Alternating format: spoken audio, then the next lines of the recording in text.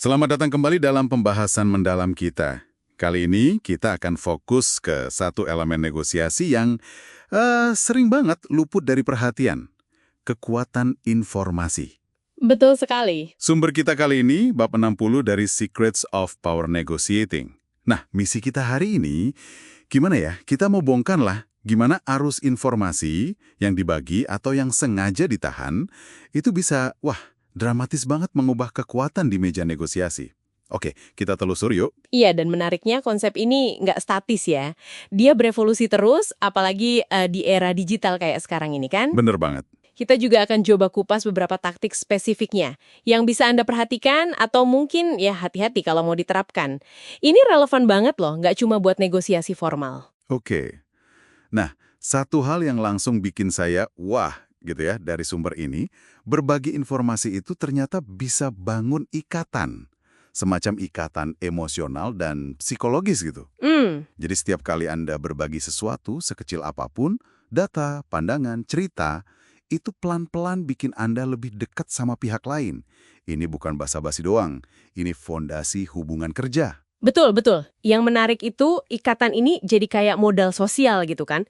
Ada contoh bagus di sumbernya soal anggota Kongres AS dulu. Oh ya, gimana tuh? Mereka dulu sering jadi pembicara tamu. Itu sebenarnya cara cerdas buat bayar kelompok kepentingan pakai info dan wawasan. Jadi, bangun kedekatan, bangun rasa percaya sebelum aturan etikanya ketat kayak sekarang. Ini kayak investasi hubungan lewat info ya? Persis, itu main di psikologi resiprositas. Kasih sesuatu buat bangun jembatan. Cerdas sih. Nah, itu kan sisi positifnya nih. Tapi ada juga sisi sebaliknya kan yang dibahas juga.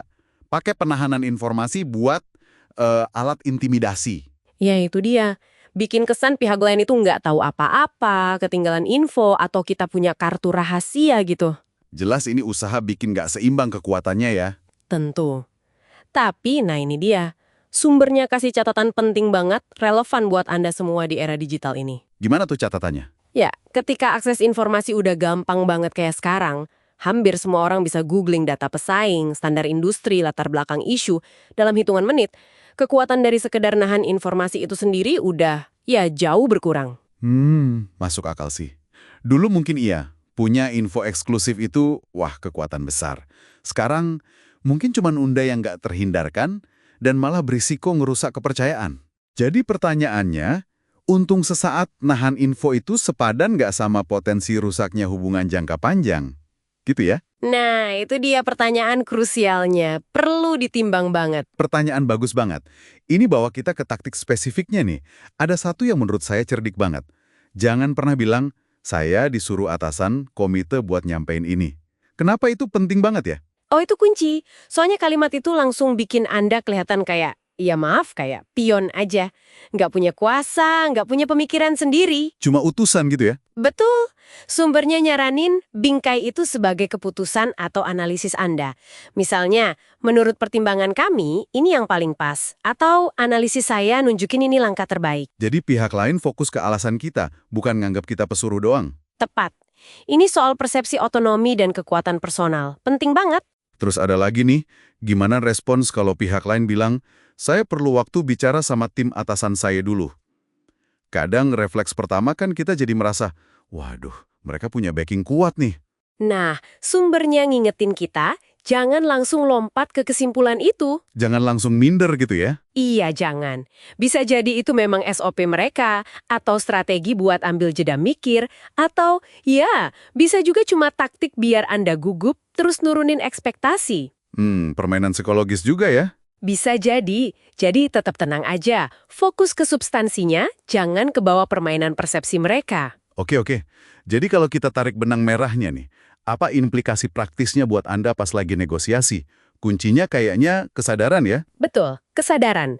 Paham bahwa berbagi info yang relevan dan strategis itu bisa jadi investasi kuat buat bangun trust dan hubungan. Sementara nahan info? Nah, sementara nahan info meski mungkin masih ada gunanya dikit dalam situasi tertentu, sekarang jauh lebih beresiko.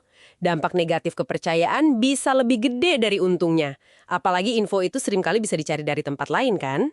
Jadi kudu pinter-pinter nimbang ya? Harus. Kapan transparansi itu perlu buat bangun jembatan, kapan kerahasiaan sedikit, tapi sadar resikonya, mungkin masih strategis. Ini soal keseimbangan dan baca situasi sih. Oke, jadi intinya, bagi info secara bijak itu memperarat hubungan, bisa jadi aset jangka panjang. Nahan info buat intimidasi, udah kurang ampuh di era digital. Bisa jadi bumerang malah. Benar. Dan jangan lupa kekuatan framing. Gimana Anda nyajiin info? Sebagai keputusan Anda atau sekedar perintah, itu ngaruh banget ke persepsi kekuatan Anda. Sip. Nah, sebagai penutup nih, ada satu pemikiran yang mungkin menarik buat Anda renungkan lebih jauh. Apa tuh? Gini, kalau akses ke informasi sekarang udah gampang banget, udah bukan barang langka lagi. Mungkinkah kekuatan sejati dalam negosiasi modern itu udah nggak lagi terletak pada siapa yang punya info paling eksklusif? Menarik. Terus di mana dong kekuatannya?